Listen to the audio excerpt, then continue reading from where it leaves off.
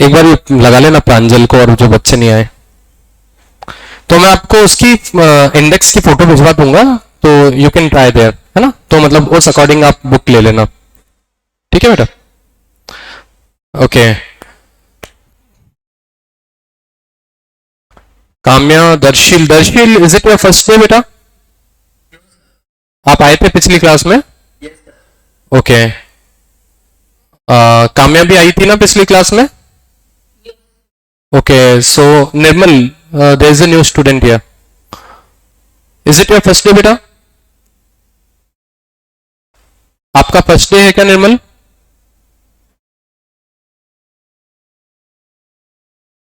आवाज नहीं आ रही मुझे।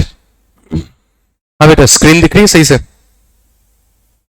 विजिबल है प्रॉपरली? ओके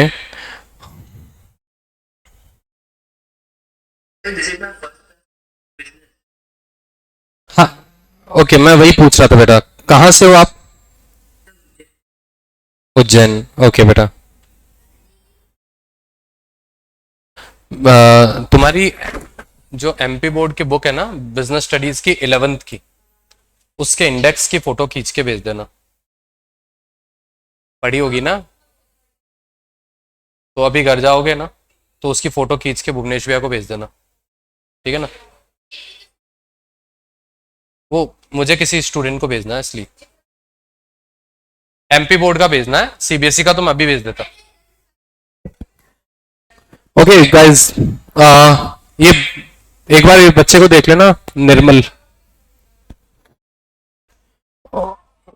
ओके गाइस, तो हम स्टार्ट करते हैं। And we were talking about business, है ना। बिजनेस के बारे में हम लोग पढ़ रहे थे कि व्हाट इज अ बिजनेस, फिर हमने ये देखा था कि बिजनेस के क्या फीचर्स होते हैं, and then we were talking about objectives of business. Objective कर लिया था हमने? ऑब्जेक्टिव करा था या बाकी था? ऑब्जेक्टिव में हम बात कर रहे थे economic objective, social objective and individual objectives. चलो मैं ऑब्जेक्टिव से शुरुआत करवाता हूं और फिर एक नया टॉपिक पढ़ाता हूं, है ना। सबसे पहले हम एक बेसिक चीज वापस रिवाइज करेंगे, and that is what is business. तो can anyone tell me what is business, जो हमने पिछली क्लास में भी पढ़ा था। एक बार अगर नहीं भी पढ़ा हो तो कोई बात नहीं, ऐसे ही ट्राई करके देखो, what is business.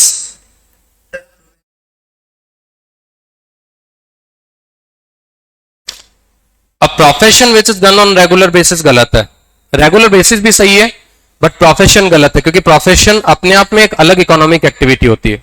Business and profession are different things, आज मैं उनके बारे में डिफरेंस भी पढ़ाने वाला हूं, ठीक है। तो प्रोफेशन तो नहीं, मैं ये बोल सकता हूं एन इकोनॉमिक एक्टिविटी या एन एक्टिविटी, ये बोल सकता हूं मैं, ठीक है बेटा। एन इकोनॉमिक एक्टिविटी, हाँ बोलो बेटा।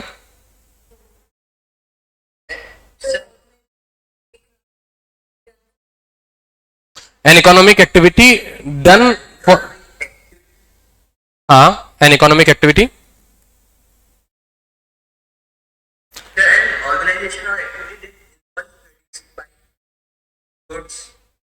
ये भी बोल सकते हैं,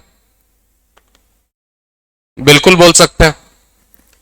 मतलब an economic activity done on regular basis for the purpose of making profit, ये भी बोल सकते हैं। और जो अभी दर्शील ने बताई वो डेफिनेशन भी हम बोल सकते हैं कि purchasing and selling of goods and services for purpose of making profit, उसको भी बिजनेस बोल सकते हैं।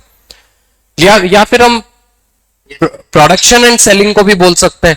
अब क्या है कि परचेज एंड सेल भी बिजनेस है और प्रोडक्शन और सेल करना भी बिजनेस है, ये दोनों चीजें बिजनेस है। इसलिए मैं क्या है कि परचेज एंड सेल वाली डेफिनेशन को नहीं ले रहा हूं। आ रही बात समझ में? या तो फिर हम क्या करें, परचेज और प्रोक्योरमेंट, या फिर हम ऐसे लिख सकते हैं an activity which involves, yes बेटा, an activity which involves purchase और production and sale of goods and services for the purpose of making profit, ये हम बोल सकते हैं, तब वो बिजनेस हो जाएगा, ठीक है। अगर मैं केवल परचेज और सेल बोलूंगा तो वो क्या हो जाएगा, that is a part of business which is known as trade. और मैं अगर केवल प्रोडक्शन एंड सेल बोलूंगा तो वो क्या हो जाएगा, that is also a part of business which is known as industry. Clear? So मैं एक बार लिख देता हूं आपके लिए और उसके बाद बढ़ा। If I talk about purchase and sale, this is a part of business only, और इस टाइप के बिजनेस को हम क्या बोलते हैं? ट्रेड। और अगर मैं बोलता हूं अपने production and sale, this is also a type of business only, और इसे हम क्या बोलते हैं? इंडस्ट्री। क्लियर? क्या नाम बेटा आपका? सानवी। तुम थे क्या पिछली क्लास में? नहीं। कौन सा स्कूल? सत्य सर।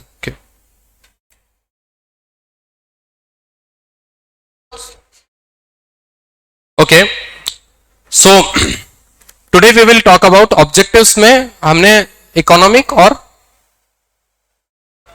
सोशल दोनों डिस्कस किए थे लास्ट क्लास में। इंडिविजुअल ऑब्जेक्टिव डिस्कस नहीं किए थे। आज हम इंडिविजुअल ऑब्जेक्टिव्स के बारे में बात करते हैं, और उसके बाद एक और नया टॉपिक पढ़ेंगे, that is different type of economic activities. Number one, what are objectives? What is objective? क्या होता है objective? What is objective? Can anyone tell me what is objective? Motive. Motive सही है। End result which we strive to achieve, which we want to achieve, which we desire to achieve, that is called objective, है ना? अपने को definition सब चीजों की बनानी आनी चाहिए, ठीक है? ऐसे केवल एक वर्ड लिखने में अपने को नंबर तो मिलेंगे नहीं, तो अपने को डेफिनेशन सब चीज की बनानी आनी चाहिए, ठीक है? और डेफिनेशन बनाना क्या है? अपने हाथ की बात है। बना के देखें क्या कोई डेफिनेशन? ये हेलमेट पड़ा है मेरा पीछे, हेलमेट की डेफिनेशन बना सकते हो? बना के बताओ, हेलमेट की डेफिनेशन बनानी हो तो।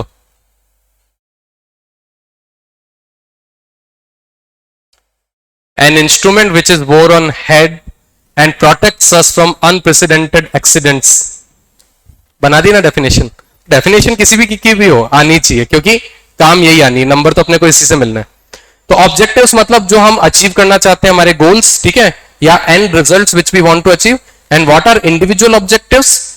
Individual objectives are end results which we desire to achieve and which are related to growth and welfare of employees or workers working in organization। मतलब individual objectives किससे related है? It is related to growth and welfare of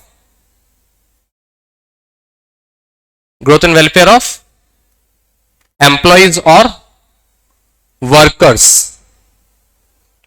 working in organization. हमारे organization में जो भी हमारे employees या workers काम कर रहे हैं, उनके वेलफेयर से रिलेटेड जो ऑब्जेक्टिव्स हैं, those objectives are known as individual objectives, ठीक है? और पर्सनल ऑब्जेक्टिव्स। नाउ क्या क्या हो सकता है? आपको क्या लगता है कि एम्प्लॉइज को का क्या फायदा है? एम्प्लॉइज क्यों काम करते हैं? कोई बता सकता है मुझे? एम्प्लॉइज के क्या ऑब्जेक्टिव होते हैं? वो जैसे मैं अगर सपोज किसी जगह जॉब कर रहा हूं, suppose as a employee, can anyone tell me मैं क्यों जॉब करूंगा कहीं भी? मनी अर्न करने के लिए, सीधी सी बात है ना? तो सबसे पहला ऑब्जेक्टिव तो यही हो गया, fair remuneration. Everyone wants fair remuneration, ठीक है? Now what is fair remuneration? Tell me. Fair remuneration अगर मैं बोलता हूं तो फेयर रेम्यूनरेशन का मतलब क्या हो सकता है? Fair remuneration means that remuneration should be, try कर रहा है कोई? Good salary. Good salary. और गुड की डेफिनेशन क्या है? गुड की डेफिनेशन यह है कि it should be justified according to qualification and skills of the worker. Worker की जो क्वालिफिकेशन है, स्किल है, उसके हिसाब से जस्टिफाई होना चाहिए। ऑब्वियसली आप सोचो एक हॉस्पिटल में एक डॉक्टर है बहुत famous, he is very famous surgeon, उसकी सैलरी और एक पर्सन जो वहां पे स्वीपर का काम कर रहा है, दोनों की सैलरी बराबर हो सकती है क्या? हो सकती है क्या? प्रैक्टिकली सोच के देखो, नहीं ना। तो fair remuneration should B justified according to qualification and skill of the worker. Number 2, fair remuneration should be as such that it meets the standard of living, at least a reasonable standard of living of the worker. मतलब worker जो है उसका at least इतना कम remuneration नहीं होना चाहिए कि वो अपनी क्या बोलते हैं अपने उसके खर्चे ही नहीं निकल पाए। आ रही बात समझ में? उसका एक रीजनेबल स्टैंडर्ड ऑफ लिविंग तो कम से कम वो मीट कर पाए, इतना रेम्यूनरेशन होना चाहिए। नंबर 3, रेम्यूनरेशन ऐसा होना चाहिए जो आपके कॉम्पिटिटर से भी पार हो, मतलब कॉम्पिटिटर के लगभग बराबर सा हो, ताकि वर्कर क्या है ऑर्गेनाइजेशन छोड़कर नहीं जाए। ठीक है, तो इसको बोलते हैं फेयर रेम्यूनरेशन।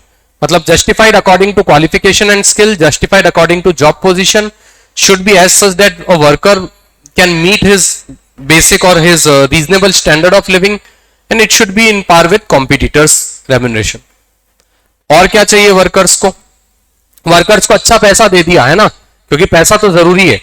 वो बोलेगा भाई, उसको बोल दिया अगर तुमने उसने काम करा, तुम बहुत मस्त काम करते हो। मस्त काम नहीं भैया, पैसा चाहिए। हाँ, फिक्स्ड आवर ऑफ वर्किंग, ये बोल सकते हैं हम, बिल्कुल बोल सकते हैं। और safe working environment, good. Healthy and safe working environment में बोल सकता हूं। साउंड वर्किंग कंडीशन, इसी चीज को बोल सकता हूं मैं। अलग अलग नाम है, कुछ भी आप बोल सकते हो। साउंड वर्किंग कंडीशंस बोल दो, सेफ वर्किंग एनवायरनमेंट बोल दो, गुड वर्किंग कंडीशंस बोल दो। मतलब ऐसा, एक तो एनवायरनमेंट्स लिख दिया है मैंने गलती से। हाँ, मतलब ऐसा एनवायरनमेंट नहीं होना चाहिए कि वो परेशान होकर काम करता रहे। उसको एक अच्छा एनवायरनमेंट दो, साथ में सेफ कंडीशंस दो कि मतलब उसको कोई भी टाइप का फिजिकल या मेंटल हार्म ना हो। और क्या कर सकते हैं हम एम्प्लॉय को? प्रमोशनल, या फिर मैं इसको एक लाइन में थोड़ा बेटर वर्ड्स यूज करता हूं। वर्कर्स एकदम बहुत अच्छा काम कर रहे हैं अपने ऑर्गेनाइजेशन में, तो अपने को क्या करना है? उनको उतनी ही सैलरी देना है कई सालों तक, सही है ना? जितनी दे रहे उतनी कई सालों तक देते रहेंगे और वर्कर काम करते जाएंगे। महंगाई बढ़ेगी तो भी हम उतनी देंगे नहीं ना? उनकी सैलरी बढ़नी चाहिए या नहीं बढ़नी चाहिए? अच्छा काम कर रहे हैं तो उनको प्रमोट करना या नहीं करना? वर्कर को चाहिए ना ये। तो फिर करियर ग्रोथ अपॉर्चुनिटीज, इसको एक वर्ड में अगर मैं मतलब थोड़ा सा इसको शॉर्ट में लिखना चाहूं तो करियर ग्रोथ अपॉर्चुनिटीज, ये हमें किसको प्रोवाइड करनी है? We should provide these to workers. तभी वो काम अच्छे से करेगा, लगातार अच्छा काम करता रहेगा। मतलब उन्हें प्रमोट करने का हम अपॉर्चुनिटी दे सकते हैं, हम उन्हें उनकी सैलरी इंक्रीमेंट कर सकते हैं, ये काम कर सकते हैं। What else we can do? We can give them allowances and facilities. There is a difference between allowance and facility. Facility को हम perks भी बोलते हैं। What is the difference? Allowance क्या होते हैं कि आप किसी पर्टिकुलर खर्चे के लिए आप पैसे दे रहे हो, मतलब आप डायरेक्ट वो फैसिलिटी नहीं दे रहे हो। एज ए कंपनी आप क्या कर रहे हो? आप उसको कॉम्पेंसेट कर रहे हो, उसको पैसे दे रहे हो। फॉर एग्जाम्पल, अगर आपका एम्प्लॉय आपके घर से लेकर ऑफिस तक आता है तो you are paying them conveyance allowance, मतलब आने जाने के लिए आपने गाड़ी का खर्चा दिया, पेट्रोल का खर्चा दिया, दिस इज कन्वेयंस अलाउंस। आपने एम्प्लॉय के खाने के लिए फूड अलाउंस दिया, आपने एम्प्लॉय के घर के किराए के लिए हाउस रेंट अलाउंस दिया, मतलब आपने पैसा दिया, वो फैसिलिटी नहीं दी, उसको बोलते हैं अलाउंस। और पर्क्विसाइड्स या फैसिलिटीज क्या होता है कि आपने पैसा नहीं देके वो पर्टिकुलर फैसिलिटी ही दे दी। जैसे आपने एम्प्लॉय को रहने के लिए कंपनी का फ्लैट दे दिया, एम्प्लॉय के आने जाने के लिए कंपनी की गाड़ी लगा दी, एम्प्लॉय के खाने के लिए कंपनी की कैंटीन है। ठीक है, ये होता है पर्क्स। तो आप जनरली ऐसा देखोगे कि प्राइवेट जॉब्स में अलाउंस ज्यादा काम करते हैं और गवर्नमेंट जॉब्स में पर्क्स ज्यादा काम करते हैं। प्राइवेट जॉब्स में देखोगे आप कि ऐसा नहीं होता कि जनरली आपको बहुत ज्यादा कोई फ्लैट दे रहे हैं, गाड़ी दे रहे हैं, ऐसा होता भी है, बट जनरली आप देखोगे वहां पे पैसा ज्यादा दे देते हैं तो वो अपने आप ही अफोर्ड कर लेता है एम्प्लॉय। और गवर्नमेंट जॉब्स में अगर आप देखो, जैसे suppose take an example of an IAS officer, तो वो आईएएस ऑफिसर है, कलेक्टर है, तो उसको क्या है, एक अलग से गवर्नमेंट की तरफ से एक बंगला मिल रहा है, उसको नौकर चाकर मिल रहे हैं, उसकी गाड़ी आ रही है लेने, गाड़ी छोड़ने जा रही है, तो ये होती है फैसिलिटीज, ये भी एम्प्लॉय को दे सकते हैं, है ना। तो ये जो सारी चीजें हैं, तो ये होते हैं individual objectives. Is there any doubt? These are individual objectives. Clear है सबको? कोई डाउट किसी को भी? Anyone? If you want to write this तो लिख सकते हो, ये लिख लो, मैं फिर 2 मिनट बाद नया टॉपिक स्टार्ट करता हूं, लिख लो आप। I will also send you notes, मैं रिटन नोट्स भी दे दूंगा, बट आप रनिंग नोट्स तो फिर भी बनाते रहा करो, ठीक है? I will provide you structured notes, but उसके अलावा भी रनिंग नोट्स बनाते रहा करो, ठीक है?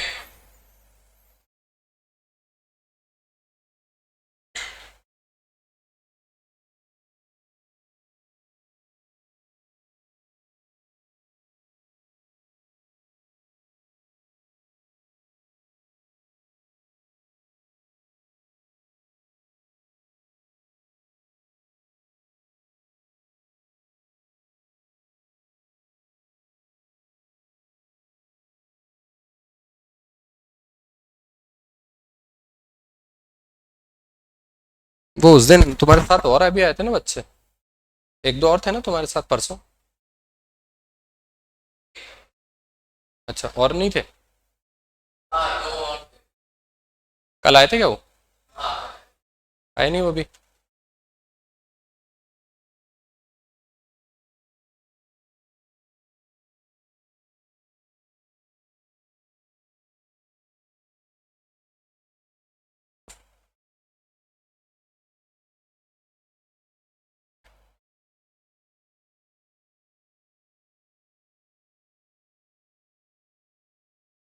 लिख लिया guys? Okay. Yes, sir. Write these 4 points. Fair remuneration, healthy and safe working environment, career growth opportunities, allowances and facilities.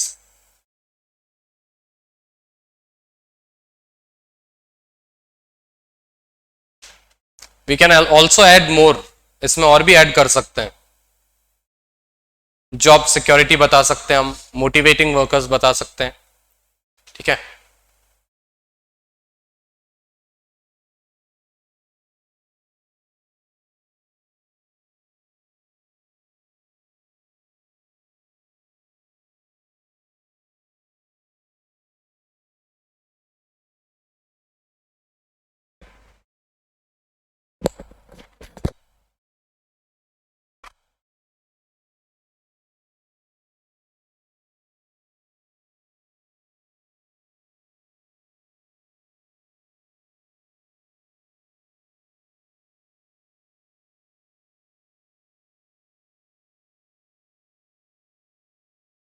बढ़ाऊं आगे? लिख रहे हो अभी? Okay.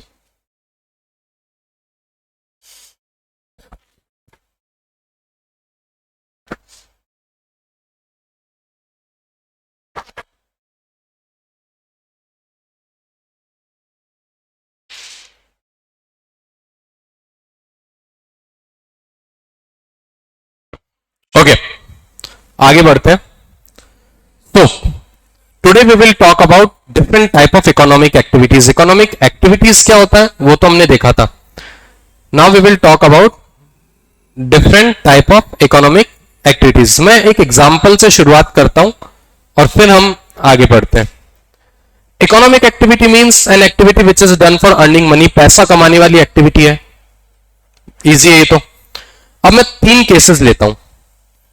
There is a person, नाम भी दे देते हैं, क्या नाम दे? रोहन। रोहन क्या करता है? हर रोज बैग टांग कर ऑफिस जाता है, वापस आता है, काम करता है, और उसको क्या होता है, महीने के एंड में सैलरी मिल जाती है ना? वो एक कंपनी में काम कर रहा है और उसको सैलरी मिल रही है। क्या वो इकोनॉमिक एक्टिविटी है? पैसा कमा रहा है ना? है। फिर एक पर्सन है सोहन, जिसकी खुद की शॉप है और वहां पे वो क्या कर रहा है, गुड्स एंड सर्विसेज खरीद रहा है, बेच रहा है और प्रॉफिट कमा रहा है। वो भी पैसे कमा रहा है। इकोनॉमिक एक्टिविटी है या नहीं? है। There is also a person Mohan, he is doctor by profession और ये इसका खुद का क्लिनिक है, तो वहां पे क्लिनिक पे पेशेंट्स को ट्रीट कर रहा है और फीस चार्ज कर रहा है। ये भी पैसे कमा रहा है। तो तीनों पैसे कमा रहे हैं, तीनों इकोनॉमिक एक्टिविटी है। बट क्या तीनों की तीनों इकोनॉमिक एक्टिविटी बिजनेस है? नो। रोहन कौन सी इकोनॉमिक एक्टिविटी में एंगेज्ड है? वो किसी के लिए काम कर रहा है, किसी कंपनी के लिए, और उसको सैलरी मिल रही है. In which economic activity is Rohan engaged? Employment. Rohan is engaged इन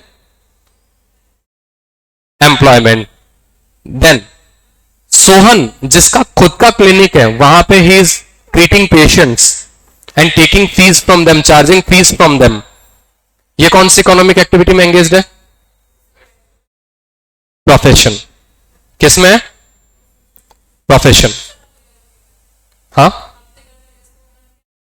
अरे सॉरी, उल्टा लिख दिया मैंने, सॉरी. मोहन, मोहन मतलब जो डॉक्टर है, डॉक्टर इज इन प्रोफेशन. जो डॉक्टर पेशेंट्स को ट्रीट करा. एंड सोहन, जिसकी खुद की शॉप है, खुद का काम है, कमा रहा है, प्रॉफिट कमा रहा है, वो किस में एंगेज है? बिजनेस में. ठीक है. सो economic activities are categorized into major 3 categories: business, profession and employment. आया ना तीनों में थोड़ा सा फर्क समझ में? दिमाग में इमेज बन गई कि क्या क्या चीज है. अब इसी को हम थोड़ा सा और डिटेल में पढ़ते हैं. ठीक है. Let's make a table. यहां मैं बनाता हूं एक बेसिस का कॉलम, देन यहां मैं बनाता हूं बिजनेस, देन यहां प्रोफेशन, और यहां मैं बनाता हूं एम्प्लॉयमेंट. ठीक है. जो पर्सन जॉब कर रहा था वो किस में था? एम्प्लॉयमेंट में. जिसका खुद का क्लिनिक था वो किस में था? प्रोफेशन में. और जो पर्सन जिसकी खुद की शॉप थी, प्रॉफिट कमा रहा था, वो क्या था? बिजनेसमैन. अब ये एक इमेज तो आपके दिमाग में आ गई. अब हम इसको समझते हैं. नंबर 1 बेसिस लेते हैं हम, mode of establishment. How can you start a business? Business कैसे स्टार्ट कर सकते हो? बिजनेस कैसे एस्टैब्लिश कर सकते हो? Can anyone tell me?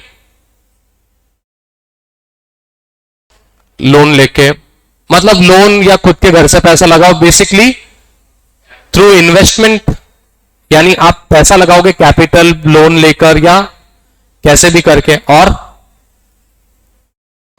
And completing legal formalities if required. अगर कोई लीगल फॉर्मेलिटी रिक्वायर्ड है, किसी किसी बिजनेस में ऐसा होता है परमिशन लेनी पड़ती है, गवर्नमेंट से लाइसेंस लेना पड़ता है, तो डिपेंड करता है. 1 minute, 1 minute.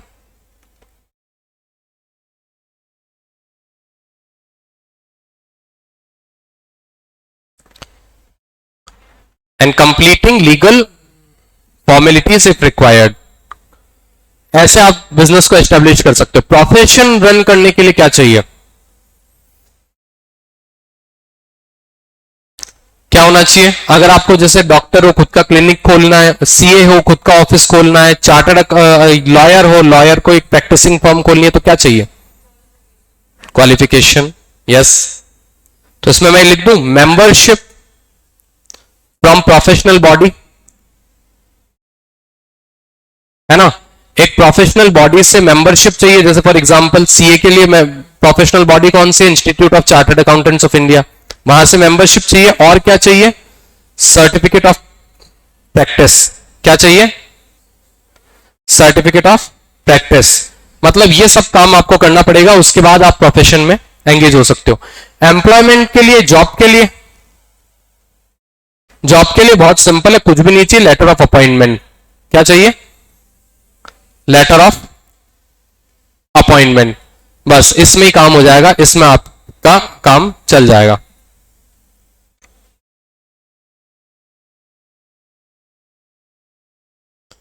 Now let's talk about other thing.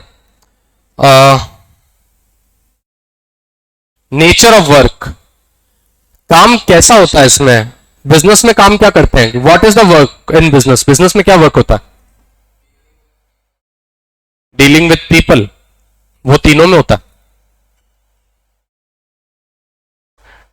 Simple सी बात, गुड्स और सर्विसेज बेचना मींस हम we can say that providing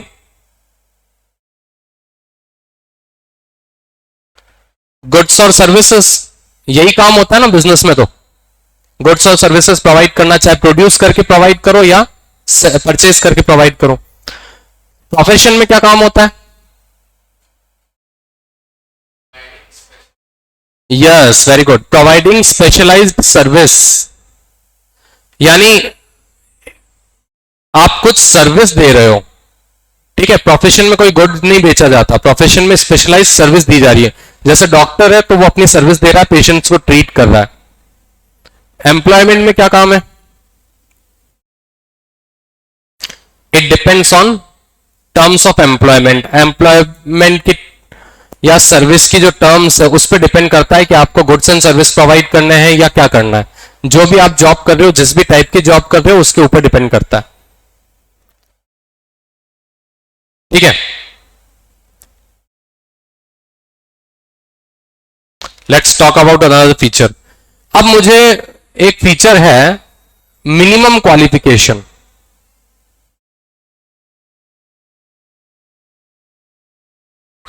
let's talk about minimum qualification. Business करने के लिए कोई मिनिमम क्वालिफिकेशन चाहिए या नहीं? नॉट रिक्वायर्ड, है ना, नो मिनिमम क्वालिफिकेशन। और प्रोफेशन में भाई मैंने क्या कहा, मेरी मर्जी हो गई, मैंने बोला कि आज से भाई डॉक्टर है, ठीक है। From today itself I declare myself as a doctor and I treat patients and I charge fees. लाओ मेरी कुर्सी, मैं ट्रीट करूंगा पेशेंट्स को। बन जाऊंगा क्या मैं डॉक्टर? नहीं, ऐसे कैसे यार, तुमने मना कर दिया मेरे को, ठीक है। तो इन्होंने मेरे को डॉक्टर बनने का तो मना कर दिया कि सर डॉक्टर नहीं बन पाओगे ऐसे, ठीक है। मैंने बोल दिया कि okay, no problem, from today itself I will handle all the cases. तो जितने भी लोगों ने मर्डर किया है, जितने भी लोगों ने क्राइम किया है, जिनके प्रॉपर्टी के केस चल रहे हैं, सब मेरे पास आ जाओ, मैं तुम्हें सॉल्यूशन करके दूंगा। क्या मैं उनके केस लड़ सकता हूं? ऐसे ही उठ के तो नहीं लड़ सकता, ठीक है। तुमने केस लड़ने का भी मना कर दिया।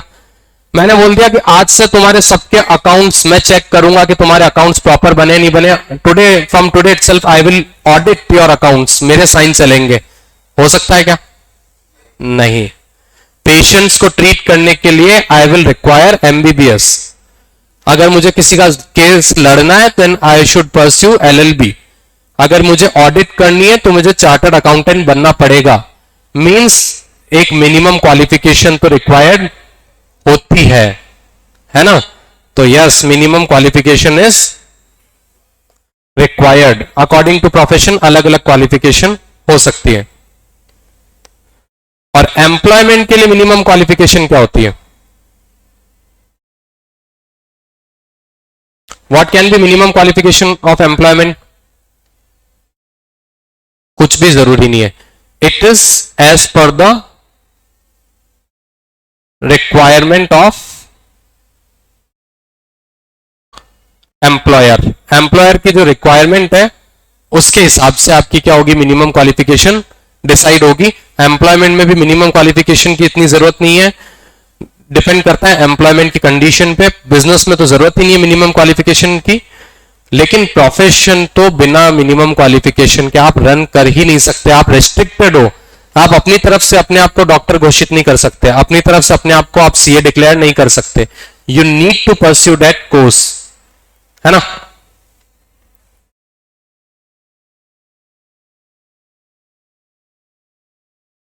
Then let's talk about another points.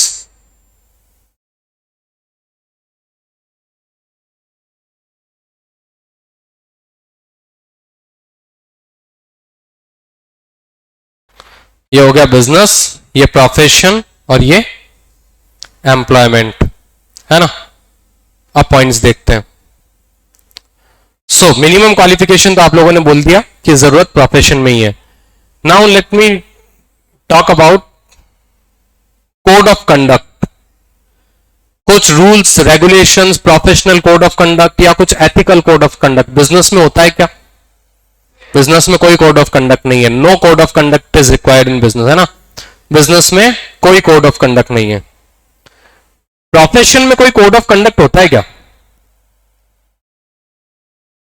Profession में होता है कोड ऑफ कंडक्ट? सोचो, प्रोफेशनल कोड ऑफ कंडक्ट कैसे? एग्जाम्पल?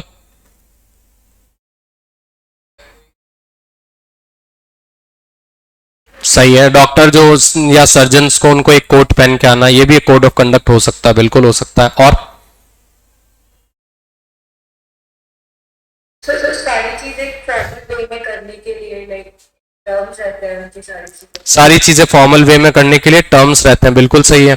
जैसे मैं एक एग्जांपल बताता हूं आपको, लॉयर्स के लिए एक प्रोफेशनल बॉडी बनी हुई है which is known as bar council, है ना। अब वो बार काउंसिल रूल्स रेगुलेशंस बनाती है लॉयर प्रोफेशन, जो लॉ प्रोफेशन है ना, उसमें प्रैक्टिस करने के लिए। तो उनके रूल्स रेगुलेशन को फॉलो करना हर लॉयर की एक बाउंडेशन है। अगर कोई उनके रूल्स रेगुलेशंस को फॉलो नहीं करता तो bar council has the power to take action against that lawyer और लॉ फर्म। जैसे मैं एक एग्जांपल बताता हूं, आप कभी भी देखना लॉयर्स के आपको बड़े बड़े होर्डिंग या एडवर्टाइजमेंट कभी भी नहीं मिलेंगे, इवन चार्टर्ड अकाउंटेंट्स के भी नहीं मिलते।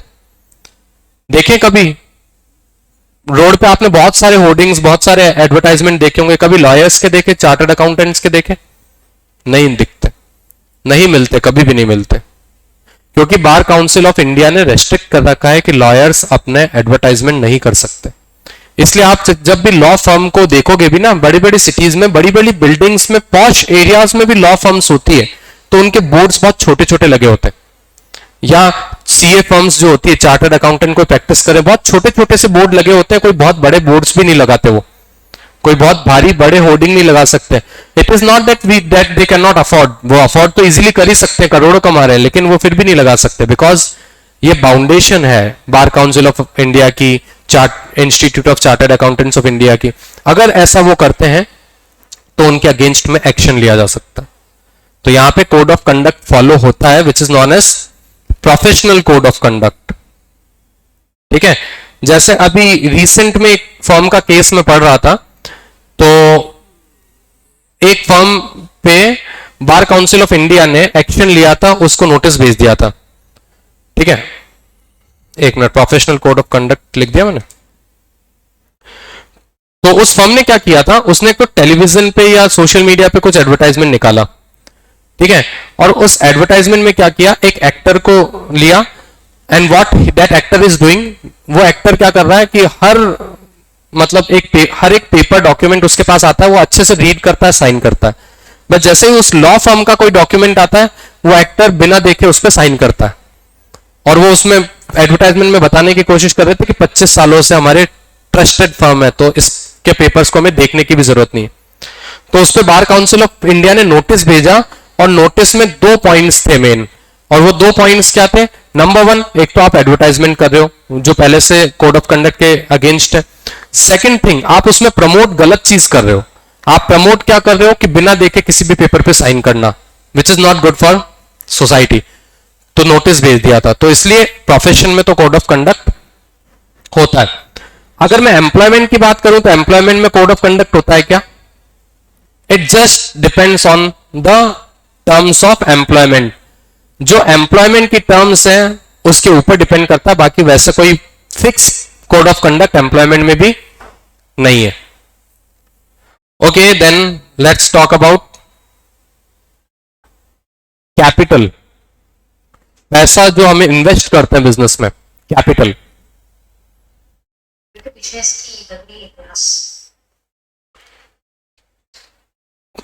हेलो,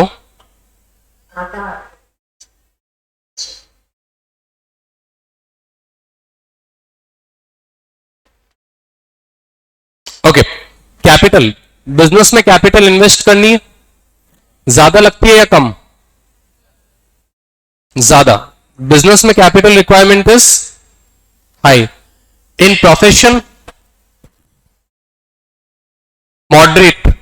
प्रोफेशन में बिजनेस जितनी कैपिटल नहीं है, बिकॉज बिजनेस में हमें फिक्स एसेट्स भी खरीदने, फर्नीचर्स, मशीन्स वगैरह, प्लस बिजनेस में हमें स्टॉक भी खरीदना है।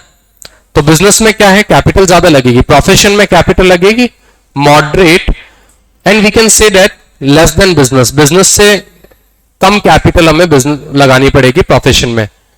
कैपिटल मतलब तो समझ गए ना, money which we invest. Employment में कोई कैपिटल लगाते हैं क्या? नो, एम्प्लॉय थोड़ी कैपिटल लगाएगा, ठीक है। नो कैपिटल, क्योंकि अगर एम्प्लॉय कैपिटल लगाएगा तो फिर वो एम्प्लॉय थोड़ी हो गया, फिर तो वो ऑनर हो गया। देन रिस्क की बात करें, रिस्क आप बताओ मुझे सबसे हाई किस में होनी चाहिए? जिसमें सबसे ज्यादा कैपिटल उसमें सबसे ज्यादा रिस्क। रिस्क सबसे ज्यादा किसमें है? बिजनेस में। प्रोफेशन में रिस्क कैसी है? Moderate, less than business. और एम्प्लॉयमेंट में कोई रिस्क है क्या? जब कैपिटल ही नहीं है तो रिस्क आई की, तो नो रिस्क। एम्प्लॉयमेंट में कोई भी रिस्क नहीं है। Then let's talk about reward. Business में आपने कैपिटल लगाई, तो कैपिटल लगाई क्यों है? बिजनेस करते क्यों? आपको क्या मिलता है बिजनेस में? Profit. So profit is the reward for risk taking in business. If I talk about profession, profession में क्या चाहिए? Fees. And if I talk about employment, then what we are getting? Salary, है ना? आपने लिखा है क्या ये सब? एक साथ लिख लेना। चलो मैं एक और लाइन आगे बढ़ाता हूं, पहले और लिख लेना एक साथ। ओके, यहां तक कुछ डाउट है क्या आपको किसी को? बिजनेस, प्रोफेशन और एम्प्लॉयमेंट में यहां तक कोई डाउट किसी को भी? हाँ बिल्कुल होता है। रिस्क इंश्योरेंस लेने से कम हो सकता है, जीरो कभी नहीं हो सकता। एक्चुअली रिस्क कम भी नहीं होता, कायदे से अगर हम सोचे ना तो पूरी तरह से कम नहीं होता। बस इंश्योरेंस क्या करता है, वो उस रिस्क के अगेंस्ट में हमें कॉम्पेंसेट कर देता है। अदरवाइज जीरो तो कभी भी नहीं हो सकता। मैं एक एग्जांपल आपको बता देता हूं जीरो क्यों नहीं होता। एक मिनट में आगे बढ़ाता हूं, एक एग्जांपल आपको बताता हूं, फिर समझते हैं। For example, my company has taken a fire insurance, और इंश्योरेंस मैंने लिया है सपोज 5 लाख का। कितने का लिया है? 5 लाख का। अब आग लग गई और नेचुरल कारणों से लगी, मेरे कोई जानबूझ के आग नहीं लगाई है, क्योंकि जानबूझ के लगाऊंगा तो पैसा ही नहीं मिलेगा। नेचुरल रीजन से आग लगी। Now my loss is of 7 lakh. कितना लॉस हुआ है मेरा स्टॉक का और सबका मिला के? 7 लाख का। अब इंश्योरेंस कंपनी मुझे कितना पैसा देगी? वो तो मुझे 5 लाख ही देगी। आ रही बात समझ में? मैंने इंश्योरेंस कवर कितने का लिया है? 5 लाख का, और मेरा नुकसान है 7 लाख का, 7 लाख का, तो इंश्योरेंस कंपनी तो मुझे 5 लाख ही देगी। तो मेरी रिस्क जीरो कहां हुई? रिस्क तो मेरी अभी भी है ना। ठीक है, अच्छा फिर रिस्क होती भी तो अलग अलग कॉजेस से है। मैं इंश्योरेंस लेता हूं, सपोज फायर इंश्योरेंस मैंने ले लिया, एक आध और चीज के लिए मैंने इंश्योरेंस लिया। अब मेरा किसी और वजह से लॉस हो गया, फायर की वजह से मेरा लॉस नहीं हुआ, मेरा लॉस दूसरे वजह से हो गया। अब क्या होगा? अब तो कुछ भी नहीं हो सकता, है ना। लॉस नेचुरल कलामिटी से हो गया तो भी कुछ नहीं कर सकते, हम नहीं देंगे, क्योंकि वो इसमें कवर नहीं होगा ना इंश्योरेंस में। वो लॉस है बट वो कवर नहीं करते इंश्योरेंस में, इस वजह से वो देंगे नहीं पैसे। चलो अपन ने मान लिया कि नेचुरल कलामिटीज में भी एक आध में उन्होंने पैसे दे दिए, बट रिस्क मेरी अभी भी जीरो नहीं होती है। मेरे को कोई लॉस नहीं लगा, मतलब मेरा जो प्रोडक्ट है वो सही है, लेकिन मेरा प्रोडक्ट बिका ही नहीं। I could not sell my product, और नहीं बेचने की वजह से वो प्रोडक्ट क्या हो गया? आउटडेटेड स्टॉक हो गया। अब आउटडेटेड स्टॉक हो गया, कई बिजनेस होते हैं जिनमें आउटडेटेड स्टॉक की वैल्यू नहीं होती। जैसे अपन बात करें क्लोथ्स, कपड़े, तो कपड़ों में भी बहुत इजीली आउटडेट हो जाते हैं ना, 1 साल बाद तो वो आउटडेटेड स्टॉक ही हो जाता है फिर वो। तो अब आउटडेटेड स्टॉक हो गया, अब तो नुकसान है ना मुझे। ठीक है, अब मुझे, मैं अगर सपोज बेच भी लेता हूं तो उस भाव में नहीं बेच पाऊंगा, मुझे डिस्काउंट्स वगैरह देने पड़ेंगे, यानी जितना प्रॉफिट मेरा टारगेटेड था उस प्रॉफिट में तो मैं नहीं बेच पाऊंगा, तो लॉस तो वहां पे भी हो गया। तो या फिर सपोज मेरा माल भी बिक रहा है, और सपोज कोई नेचुरल कलामिटी भी नहीं आई, और सपोज आग वाग भी नहीं लगी, तीनों कारण से मेरे को नुकसान नहीं हुआ। मुझे नुकसान इस वजह से हो गया कि मैंने एक अकाउंटेंट रख रखा था, and that accountant did fraud with me. उसने फ्रॉड कर दिया, उसने पैसे की गड़बड़ कर दी, अब क्या हो गया? नुकसान तो अभी भी हो गया मुझे। इसलिए नुकसान किसी भी रीजन से हो सकता है, तो इसलिए हम रिस्क को ये मान लो कि हम रिस्क से बचने के लिए इंश्योरेंस ले सकते हैं कि हमें उतना ज्यादा नुकसान नहीं हो, बट हम खत्म नहीं कर सकते रिस्क को। We can not end risk, मतलब हम सोचे कि हमें जरा भी नुकसान नहीं हो, एकदम प्रॉफिट ही प्रॉफिट हो, ऐसा कभी भी नहीं हो सकता। ठीक है, there are many causes, many reasons from which we can face loss. तो सारे रीजंस, सारी चीजें तो हम इंश्योरेंस से कवर नहीं कर सकते। Clear all of you? सबको आ गया समझ में ये? कोई डाउट किसी को? ओके, एक पॉइंट है हमारे पास, ट्रांसफर ऑफ इंटरेस्ट। मतलब क्या मैं अपना इंटरेस्ट बिजनेस में किसी को ट्रांसफर कर सकता हूं? बिजनेस मतलब जैसे पहले मैं बिजनेस चला रहा हूं, अब मैंने बोल दिया कि अब मेरी जगह ये बिजनेस करेगा, ऐसा मैं कर सकता हूं क्या? Yes, yes, it can be done. क्या प्रोफेशन में ऐसा हो सकता है? नो। भाई मैंने कोई डॉक्टर बोल दे कि आज से मेरा बेटा पेशेंट्स को ट्रीट करेगा, पॉसिबल है क्या? नहीं। उसको अलग डिग्री चाहिए, उसके बेटे को अलग डिग्री चाहिए, वो अपनी डिग्री ट्रांसफर नहीं कर सकता, है ना? तो प्रोफेशन में आप ऐसे इजीली अपना इंटरेस्ट ट्रांसफर नहीं कर सकते। और एम्प्लॉयमेंट में कर सकते हैं क्या? नो, एम्प्लॉयमेंट में भी आप अपना इंटरेस्ट ट्रांसफर नहीं कर सकते। आप बोल दो कि मेरी जगह ये जॉब करेगा, पॉसिबल नहीं है। वो रखे तो रख ले, नहीं तो नहीं, सिंपल सी बात है। बिजनेस में आप ट्रांसफर कर सकते हो अपना interest, but it is not possible in case of profession और एम्प्लॉयमेंट। सही है ना? ओके, एग्जाम्पल हम देख ही सकते हैं, बहुत सारे एग्जाम्पल्स। तो जैसे अगर अभी अपने शुरुआती एग्जाम्पल से करी थी, है ना? आगे ये पॉइंट समझ में सबको? कोई डाउट? एक बार आप एक काम करो, इसको लिख लो, then I will give you more example. You all can write this. ये टेबल काम आएगी एक्चुअली आपके, तो ये टेबल आप बना लो।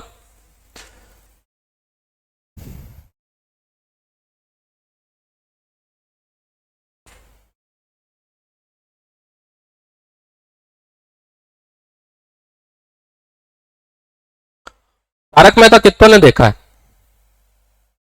सबने देखा तारक मेहता? इधर ऑनलाइन में किसने किसने नहीं देखा? सबने देखा है क्या ऑनलाइन में तारक मेहता? क्वेश्चन पूछूं मैं तुमसे इसी से रिलेटेड? तारक मेहता से क्वेश्चन नहीं पूछूंगा कि किस एपिसोड में क्या हुआ था। मैं एक कैरेक्टर का नाम लूंगा and you all know characters, तो आप मुझे बताना is he engaged in business और प्रोफेशन और एम्प्लॉयमेंट। ठीक है? Number one, character number one, Jethalal. अच्छा, किसी ने नहीं देखा हो तो मैं डिस्क्रिप्शन दे सकता हूं उसका। कोई ऐसा है कि जिसने नहीं देखा है? I can describe that character, है क्या? Okay, Jethalal is running an electronic appliances store. तो क्या है वो? बिजनेस। देन एग्जांपल लेते हैं हम लोग, Bhide. Bhide is a teacher and he runs his own coaching classes. वो स्कूल में नहीं पढ़ा, बिल्कुल प्रोफेशन। डॉक्टर हाथी, डॉक्टर हाथी भी खुद का क्लिनिक चला रहे हैं, तो ही इज ऑल्सो इन प्रोफेशन, कहीं जॉब नहीं कर रहे। देन पोपटलाल,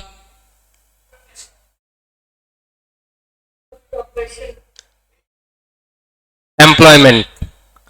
पोपटलाल क्या कर रहा है? किसी न्यूज़पेपर के लिए काम कर रहे हैं और वहां से उनको सैलरी मिल रही है, तो what is he? Employed, employment है। Tarak Mehta,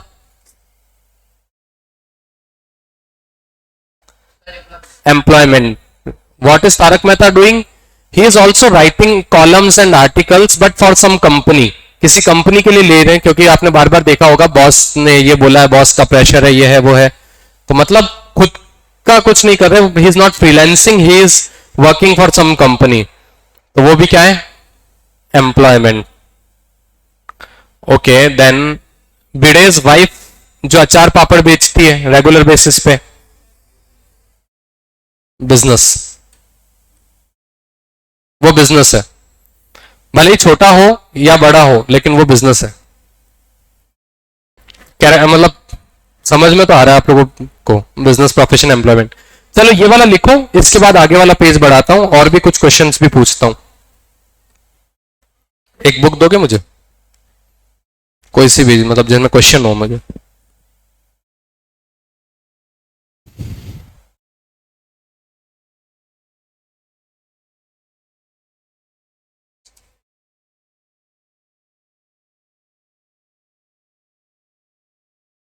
okay, a housewife cooking food for their children, for her children, ये कौन सी इकोनॉमिक एक्टिविटी है? इकोनॉमिक एक्टिविटी नहीं है ये, नहीं है, नॉन इकोनॉमिक है, क्योंकि पैसा नहीं कमाया जा रहा उसमें। अगर पैसा मिल रहा होता तो सबसे ज्यादा महंगी जॉब वही होती है ना।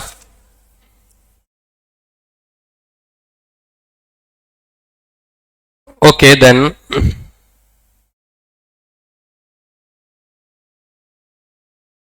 अ factory owner producing school bag for sale in market, business है, प्रोफेशन है या एम्प्लॉयमेंट है? Business. Business. Okay then,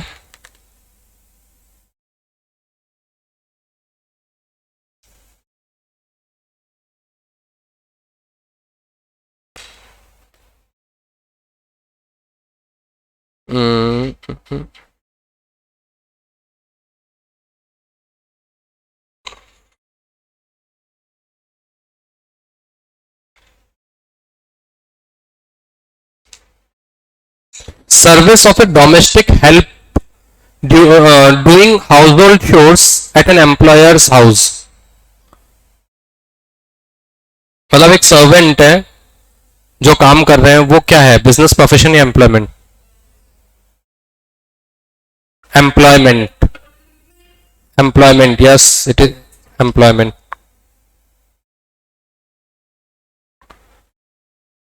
then, as a teacher in RD public school, अगर कोई पर्सन एक स्कूल में टीचर है तो, हाँ सोचो वापस, अगर एक पर्सन एक स्कूल में पढ़ाता है तो एम्प्लॉयमेंट है, सैलरी मिल रही है ना उसको। अच्छा देखो सुनो, इसमें भी एक चीज होती है, मैं बताता हूं आपको, इसमें इंडिया और अमेरिका में भी थोड़ा फर्क आता है।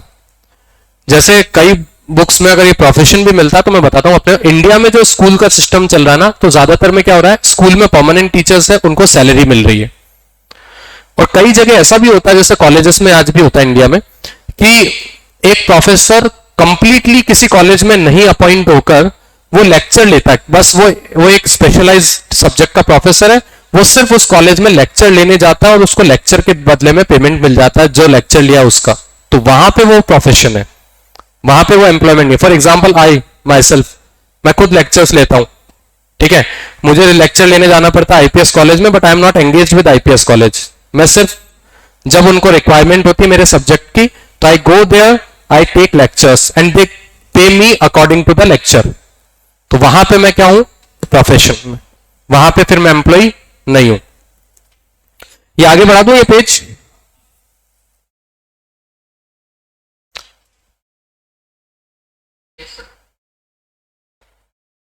ओके देन,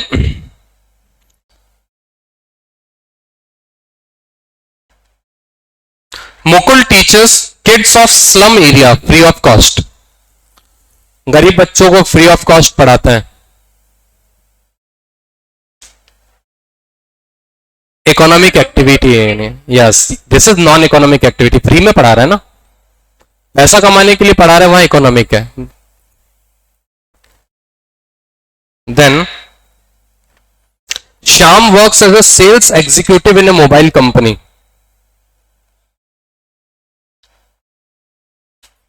एक मोबाइल कंपनी में सेल्स एग्जीक्यूटिव है, हाँ एम्प्लॉयमेंट ऑब्वियसली। फिर, it requires minimum academic and other qualifications, कुछ मिनिमम क्वालिफिकेशंस की जरूरत पड़ती है, वो कौन सी इकोनॉमिक एक्टिविटी है? हाँ हाँ, प्रोफेशन। हमने बात करी ना, डॉक्टर बनना है तो मिनिमम क्वालिफिकेशन क्या है? एमबीबीएस। लॉयर बनना है तो एलएलबी। तो मिनिमम क्वालिफिकेशन जिस इकोनॉमिक एक्टिविटी में जरूरत होती है वो क्या होती है? Profession. Doctor treating patients at his own clinic, profession.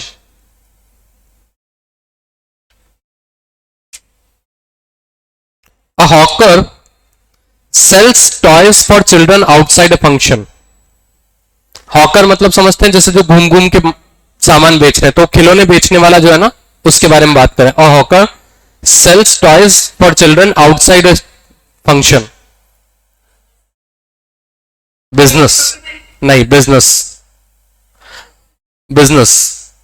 भाई आप ये मत समझना कि बिजनेस का मतलब हमेशा ऐसा होगा कि एक सेटअप है, एक दुकान है, बड़ी दुकान है, वहां पे बैठ रहे हैं और पैसे छाप रहे हैं, पैसे गिन रहे हैं, वही बिजनेस होता है, ऐसा जरूरी नहीं है। अगर कोई पर्सन घूम घूम कर भी सामान बेच रहा है तो वो भी बिजनेसमैन ही है। बिजनेस छोटा बड़ा हो सकता है, ठीक है। हम आगे एक चैप्टर आने वाला है, that is known as internal trade.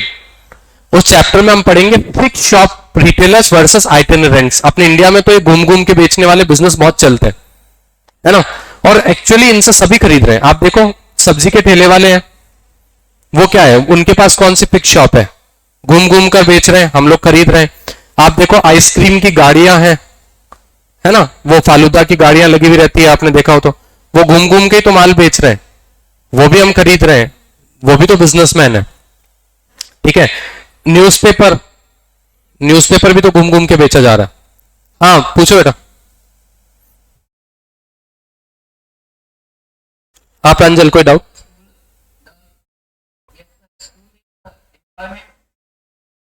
School, school तो एक ऑर्गेनाइजेशन है।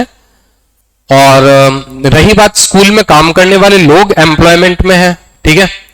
एंड थर्ड थिंग कि स्कूल बिजनेस ऑर्गेनाइजेशन भी नहीं है। School is a NPO. NPO means not for profit making organisation. Schools profit नहीं कमाते, है ना। हंसी क्यों आ रही है? स्कूल्स प्रॉफिट नहीं कमाते? कमाते हैं क्या? नहीं नहीं, स्कूल तो सर्विस प्रोवाइड करने के लिए है, प्रॉफिट कमाने के लिए थोड़ा ही है। अच्छा ये वाला लिख लिया क्या पेज पे? देखो, अब मैं तुम्हें स्कूल के बारे में बता रहा हूं ना, एज ए कॉमर्स स्टूडेंट तुम्हें ध्यान होना चाहिए कि स्कूल प्रॉफिट नहीं कमाते। Schools are NPO, full form है not for profit making organisation.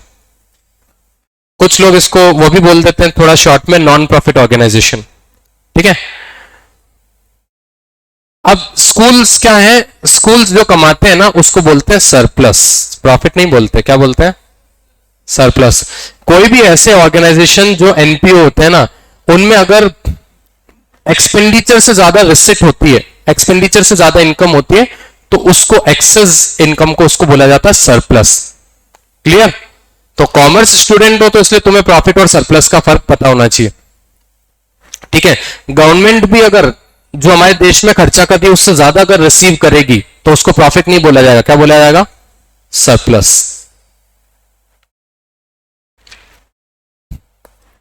लो ये बेटा, चलो गाइज, अभी अगली क्लास में अपन देखते हैं। आज का समझ में आ गया सबको? एनी डाउट आपको दोनों को? पक्का कंफर्म? नो कौन बोला? ओके चलो फिर अगली क्लास में। अच्छा no doubt, okay bye, let's meet in new class, next class. Thank you.